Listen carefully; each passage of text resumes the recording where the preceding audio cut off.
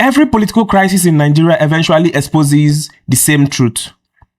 Power in this country has no natural brakes.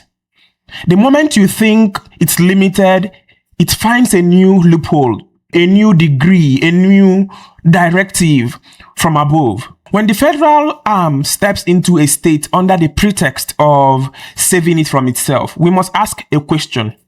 Who defines what emergency is and who benefits from it? Because emergencies in this country have a pattern of becoming excuses. It's not the first time, really. In Nigeria's political history, emergency has often meant intervention, and intervention often meant interference. And let's be clear, Rivers State is not just a state, it is a symbol.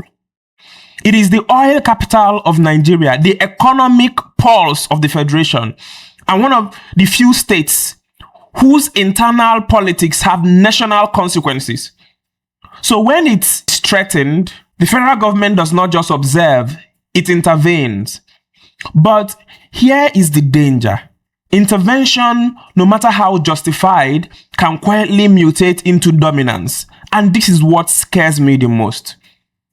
A precedent has been set to enable an extension of abuse of federal power.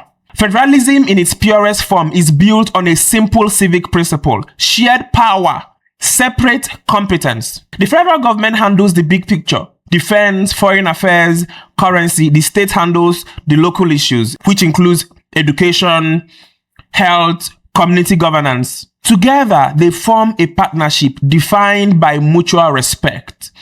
But in Nigeria, that partnership has always been uneasy. Our federalism was not born from negotiation. It was imposed by necessity. And this is one of the problems. And like all imposed structure, it wobbles whenever politics shift. The Rivers crisis reminds us of that wobble, that very dangerous wobble.